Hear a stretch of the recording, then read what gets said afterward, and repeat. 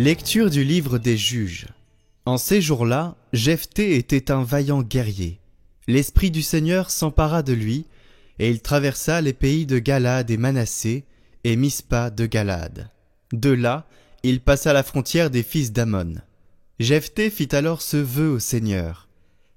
Si tu livres les fils d'Ammon entre mes mains, la première personne qui sortira de ma maison pour venir à ma rencontre, quand je reviendrai victorieux, appartiendra au Seigneur, et je l'offrirai en sacrifice d'holocauste. Jephthé passa chez les fils d'Ammon pour les attaquer, et le Seigneur les livra entre ses mains. Il les battit depuis Aroër jusqu'à proximité de Minite, et jusqu'à Abel-Kéramim, soit le territoire de 20 villes. Ce fut une très grande défaite, et les fils d'Ammon durent se soumettre aux fils d'Israël. Lorsque Jephthé revint à Mispa, comme il arrivait à sa maison, voici que sa fille sortit à sa rencontre, en dansant au son des tambourins. C'était son unique enfant. En dehors d'elle, il n'avait ni fils ni fille. Dès qu'il l'aperçut, il déchira ses vêtements et s'écria « Hélas, ma fille, tu m'accables. C'est toi qui fais mon malheur. J'ai parlé trop vite devant le Seigneur, et je ne peux pas reprendre ma parole. » Elle lui répondit « Mon père, tu as parlé trop vite devant le Seigneur, traite-moi donc selon ta parole, puisque maintenant le Seigneur t'a vengé de tes ennemis, les fils d'Ammon. » Et elle ajouta « Je ne te demande qu'une chose, laisse-moi un répit de 2 mois.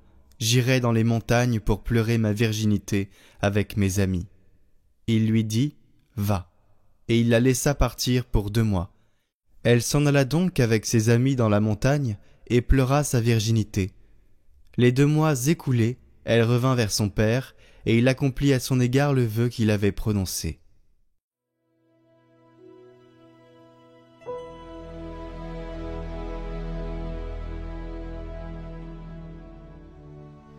Me voici, Seigneur, je viens faire ta volonté.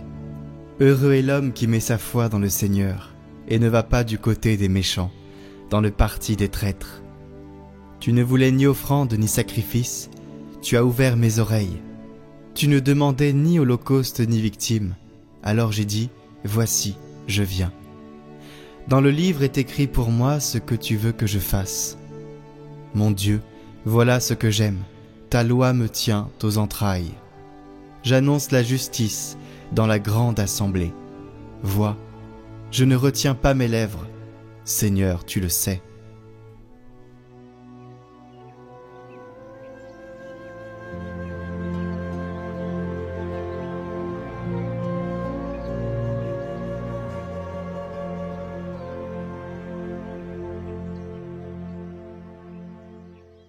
Évangile de Jésus-Christ selon saint Matthieu. En ce temps-là, Jésus se mit de nouveau à parler aux grands prêtres et aux anciens du peuple, et il leur dit en parabole « Le royaume des cieux est comparable à un roi qui célébra les noces de son fils. Il envoya ses serviteurs appeler à la noce les invités, mais ceux-ci ne voulaient pas venir. Il envoya encore d'autres serviteurs dire aux invités « Voilà, j'ai préparé mon banquet, mes bœufs et mes bêtes grasses sont égorgés, tout est prêt, venez à la noce. » Mais ils n'en tinrent aucun compte, et s'en allèrent l'un à son champ, l'autre à son commerce. Les autres empoignèrent les serviteurs, les maltraitèrent et les tuèrent.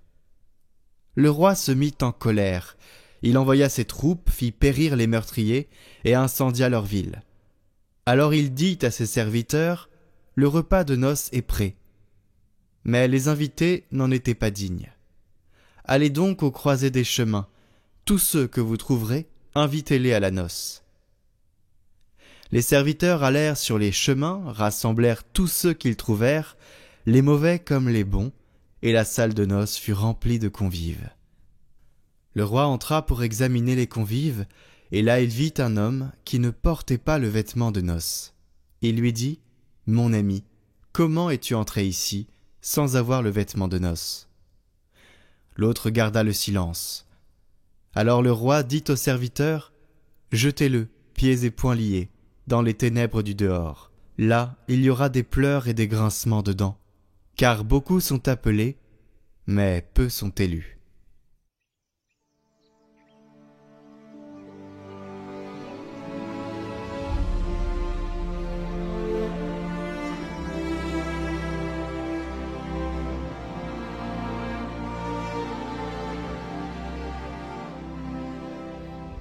L'Évangile nous plonge aujourd'hui dans la parabole des noces. Tout est prêt, le banquet est abondant, et pourtant les invités refusent.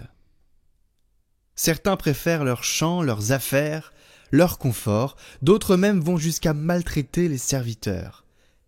Jésus nous avertit ici du danger, de l'indifférence ou de la dureté de cœur. Dieu nous invite, mais nous pouvons passer à côté de son appel, préoccupés par nos petites affaires. Cela ne veut pas dire que nous sommes hors de l'Église. Attention, cela nous concerne nous. Et même lorsque nous répondons à l'invitation, il nous rappelle que ce n'est pas suffisant d'entrer.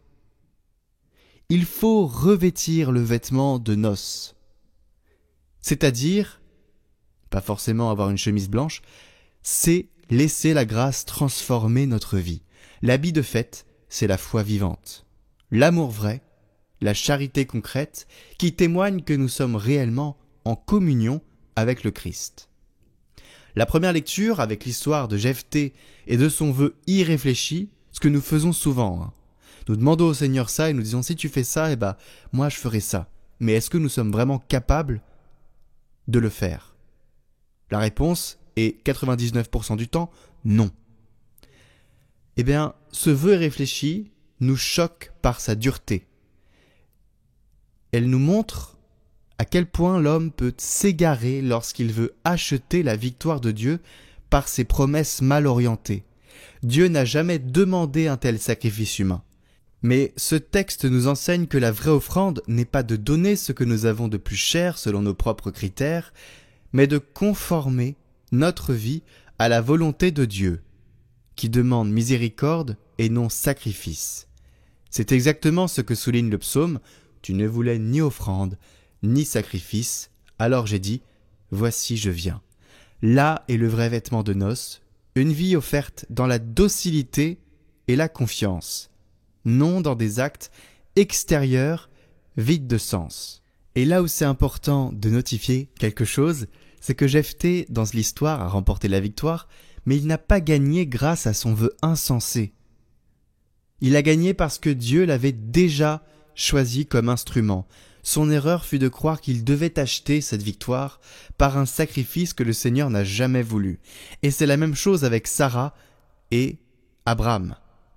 Il force le destin, en quelque sorte, pour avoir l'enfant d'une manière ou d'une autre, d'avoir une descendance d'une manière ou d'une autre. Mais le plan de Dieu n'est pas ce que nous projetons. Donc attention à ça. Et concrètement, nous aussi, il nous arrive de croire que nous faisons déjà beaucoup pour Dieu. Nous prions, nous faisons le bien, mais l'Évangile nous provoque.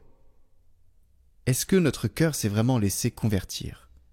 Avons-nous revêtu le vêtement de la charité? Il est facile d'entrer dans l'Église extérieurement, comme on entre à la noce, mais si nous ne vivons pas intérieurement de la foi et de l'amour, nous risquons d'être comme cet invité dans l'Évangile, qui est muet devant le roi, qui n'a pas le vêtement de noces, et qui se fait exclure. La bonne nouvelle, c'est que ce vêtement nous est offert, gratuitement en plus, à chaque fois que nous revenons à lui avec sincérité. Et aujourd'hui, nous fêtons la Saint Pie X. Nous nous souvenons d'un pape qui a voulu précisément aider les fidèles à revêtir l'habit de noces par une vie eucharistique. Il a encouragé la communion fréquente et l'accès des enfants à l'Eucharistie, car il savait que c'est dans le pain de vie que nous recevons le vrai vêtement de la grâce, et son héritage nous rappelle que le banquet de Dieu est toujours ouvert, et que c'est dans une familiarité simple et confiante, avec le Christ présent dans l'Eucharistie, que nous restons ajustés à son appel. Saint Pie X, priez pour nous.